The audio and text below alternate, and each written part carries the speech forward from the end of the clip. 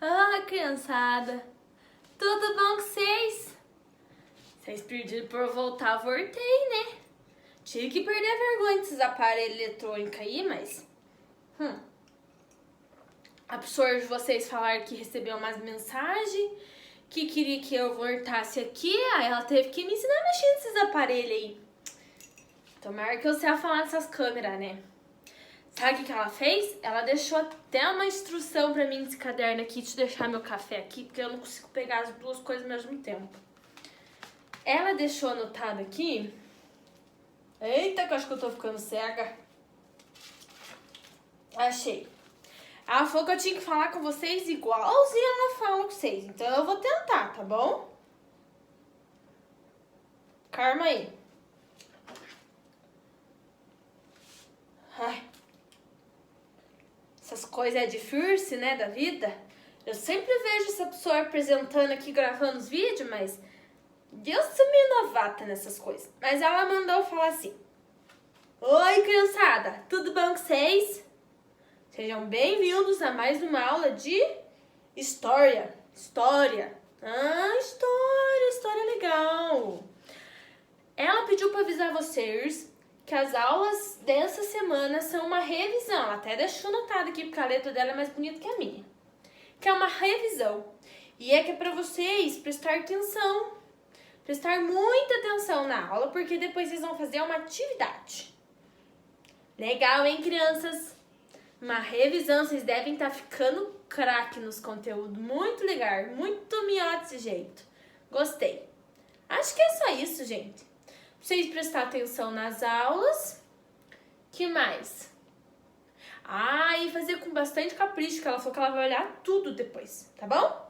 Então, boa aula pra vocês. Até depois.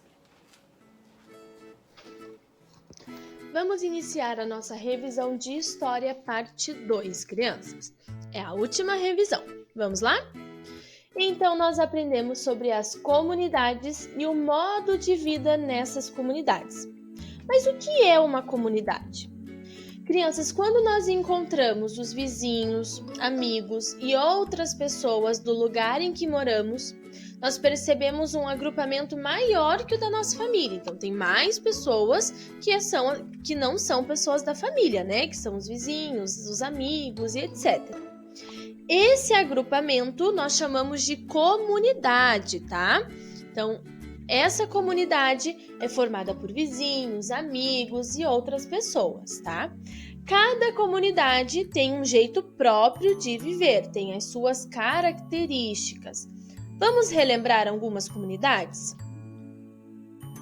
Então, nós temos a comunidade ribeirinha, que é uma comunidade localizada lá na Amazônia, tá? Lá em Manaus. E esses povos ribeirinhos, essa comunidade, eles utilizam dos rios para extrair grande parte dos seus alimentos, né? Eles dependem disso para ir e vir.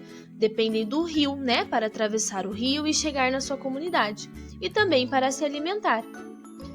Lá, eles têm uma escola própria, né, eles têm um calendário próprio de ano letivo, adaptado ao ciclo das águas. Então, é uma comunidade que se baseia com os rios que tem lá perto. Outra comunidade que nós vimos é a comunidade caiçara, tá? Quem cresce em uma comunidade caiçara aprende desde cedo a nadar no mar, a pescar no rio, andar no mato, evitar as mutucas, que são insetos. Eles também catam as frutas do pé, andam de barco, lançam uma rede, né? E conhecem todos os nomes dos peixes. Então, esses conhecimentos são próprios de quem pertence a uma comunidade caiçara. E temos também a comunidade de condomínio, que cada condomínio tem as suas características próprias, né? O condomínio normalmente é como se fosse ruas fechadas, né? São várias casas umas do lado das outras que formam esse condomínio. Então, nós temos os vizinhos ali. Então, alguns condomínios fazem festas com todos os moradores. Tem condomínios que não tem problema deixar a porta aberta, tem condomínios que não tem portão. Nos condomínios também as crianças vão lá na quadra se reunir para brincar, ou no salão de festa, ou no parquinho. Então existem diversos tipos de comunidades, tá? Nessas imagens vocês podem ver a comunidade ribeirinha, que depende do rio para tudo, a comunidade caiçara, que as crianças já aprendem a fazer as coisas desde pequenos, e as comunidades de condomínio, né? Olha lá, uma casinha do lado da outra dentro de um condomínio. Nós também aprendemos sobre o campo e a cidade no passado. E neste tema aqui, nós falamos diversos conteúdos, tá? Então, nós vamos rever um de cada vez. Então, primeiro nós vimos sobre os engenhos de produção de açúcar, lembra? Que eles plantavam a cana-de-açúcar, depois os escravizados iam lá, tiravam a plantação, levavam nos ombros até a moenda, certo? A moenda é o lugar onde a cana-de-açúcar era moída. Depois que moía, tinha umas calhas que levavam até as caldeiras essa cana-de-açúcar. A cana-de-açúcar chegava lá na casa de purgar, onde o melado se cristalizava e formava lá o açúcar no fundo, certo? Depois os açúcares eram retirados das formas com o formato de um bloco duro. E ele era transportado nos ombros dos escravizados de novo ou em carros de boi até os pontos de venda, certo? Vimos também sobre os senhores de engenho, que os senhores de engenho é a posição de maior destaque na sociedade açucareira. Então, eles que eram os donos das terras, donos dos homens e donos das máquinas. Eles que mandavam em todas aquelas produções. E tinha também, nessas produções açucareiras que nós aprendemos, os escravizados, que eram negros africanos trazidos ao Brasil para trabalhar como escravos. Eles faziam todo o trabalho, tá? Eles faziam tudo. Eles plantavam, eles colhiam, eles cultivavam, eles faziam até a parte de construção, tanto de casas quanto de cercas. Eles faziam consertos dessas coisas, né? Normalmente as mulheres escravizadas cozinhavam, cuidavam das crianças, arrumavam as casas. Então eram os escravos que faziam tudo isso, certo? Os escravizados, crianças, eles eram obrigados a realizar esses trabalhos e eles não recebiam nada por isso, lembra? Com o passar do tempo, os escravizados se revoltaram e fugiram sozinhos ou com companheiros e formaram as comunidades de quilombos, lembra? Então, esse ato de escravizar uma pessoa não é muito legal, né, crianças? Porque eles eram obrigados a fazer isso e eles não queriam nem sempre fazer isso, né? Por isso que eles acabaram fugindo. Então, hoje em dia, a gente já não pode mais escravizar as pessoas, é proibido por lei. Mas e os quilombos?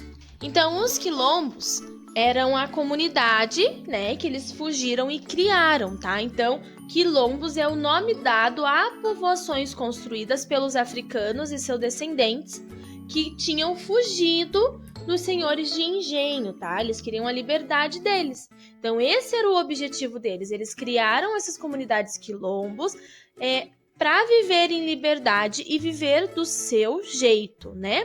Mas para eles sobreviverem nessas comunidades, eles plantavam milho, feijão, mandioca e até batata doce. Eles criavam galinhas e porcos para se alimentar e também caçavam animais. Para venda, eles confeccionavam objetos de cerâmica e madeira como vasos, enxadas e pás. Assim, eles podiam vender e trocar por frutas, verduras, legumes e etc. Vimos também sobre os bandeirantes. Lembra dos bandeirantes? Que eram homens rudes, muito bravos, e eles acreditavam que a única maneira de sair da pobreza era penetrar no sertão. Então, eles tinham que ir lá para o sertão para ficarem ricos. Então, eles criaram as bandeiras, né? Que eram expedições que partiam lá de São Paulo em busca de indígenas, ouro e pedras preciosas. Eles iam atrás de tudo isso. Como que era formado essas expedições? Então tinha 2 bandeirantes que eram bem experientes, que já sabiam o caminho e tudo mais. Tinham alguns jovens brancos, vários mamelucos e centenas de indígenas escravizados. Então eles eram obrigados a ir junto nessa expedição. Os indígenas, eles iam, sabe para quê? Eles iam para ser usados como guias, carregadores dos objetos deles, né, dos bandeirantes, e também os indígenas faziam a parte da cozinha, eles eram os cozinheiros, eles que faziam a alimentação dos bandeirantes. Também aprendemos sobre a criação de gado, lembra? O gado ele foi muito importante na formação do território do Brasil, e as primeiras cabeças de gado foram trazidas para Salvador, lá pelo governador Tomé de Souza, né? O gado era utilizado para transportar a cana-de-açúcar. Não só a cana-de-açúcar, como outras coisas também, né? O gado também fazia girar as moendas, lembra? Que fazia moer a cana-de-açúcar? Além do gado ser utilizado no transporte de pessoas, para levar as pessoas de um lugar ao outro, né? Mas com o crescimento do gado, eles começaram a pisotear as plantações. E por isso eles começaram a criar nas terras vizinhas o gado. Então o gado começou a se criar nas terras vizinhas. Mas passando um tempo, logo após, foi proibido a criação de gado no Brasil. Então eles seguiram o gado para o interior e eles foram em busca de água e de comida. E por último, crianças, nós aprendemos sobre a mineração. Quem lembra? Então, lá no ano de 1693, o bandeirante Antônio Rodrigues Arzão descobriu ouro em Minas Gerais. Isso mesmo, ouro. Olha que incrível. Ele descobriu o ouro lá em Minas Gerais. E ao saber da notícia, muitas pessoas lá de Portugal e de diversas partes do Brasil foram em busca de ouro para enriquecimento, para ficar ricos. Então, eles saíram das suas casas e foram lá para Minas Gerais procurar o ouro também. Milhares de pessoas, isso significa que muitas pessoas, foram trazidas lá da África para trabalhar na mineração como escravizados. Então eles iam trabalhar na mineração, cavando lá, tirando ouro lá das terras, lá das pedras lá de baixo, tá? E essas pessoas que trabalhavam eram os escravizados. Agora, meus amores, vamos realizar a nossa atividade avaliativa com o questionário do Forms, tá bom? Então, vocês podem abrir o link que está no Classroom e acompanhar junto com a prof. Vamos começar? Então, primeiro preencher os dados de vocês, nome completo, turma e professora e a data que vocês estão realizando essa atividade. Exercício número 1. Qual é o nome do agrupamento humano formado por vizinhos, amigos e outras pessoas do lugar onde moramos? Qual é o nome desse agrupamento? Quilombo, comunidade, bandeirantes ou área urbana? Vão assinalar a resposta correta, certo? Exercício número 2. Assinale a alternativa incorreta sobre os bandeirantes. A alternativa incorreta, ok, pessoal? Então, lá está escrito assim. Os bandeirantes eram habitantes de São Paulo que buscavam ouros, pedras preciosas e até indígenas. Bandeirantes eram expedições particulares. Apenas os jovens brancos e mamelucos poderiam participar das expedições. Os indígenas escravizados eram usados como guias, carregadores e cozinheiros. Então, vocês vão assinalar a incorreta. Exercício número 3. Em relação à produção de açúcar, complete a frase. Chama-se o local em que a cana-de-açúcar era moída. Então, qual é o nome desse local que a cana-de-açúcar era moída?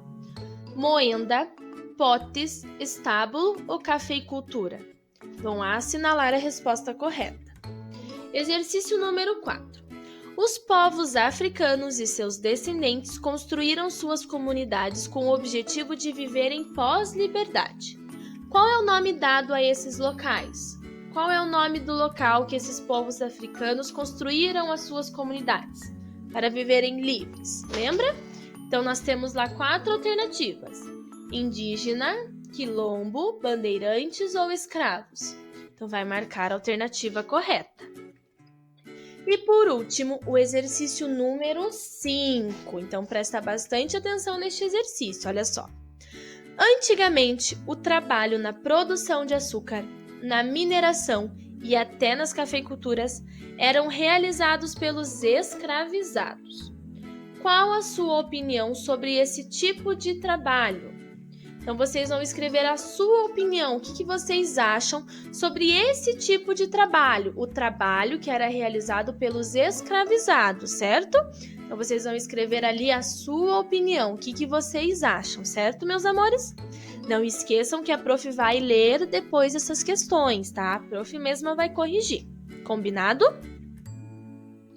Depois que vocês terminarem as atividades, revisem todo o formulário, vejam se vocês não esqueceram de marcar nenhuma alternativa e se tá tudo certo, ok?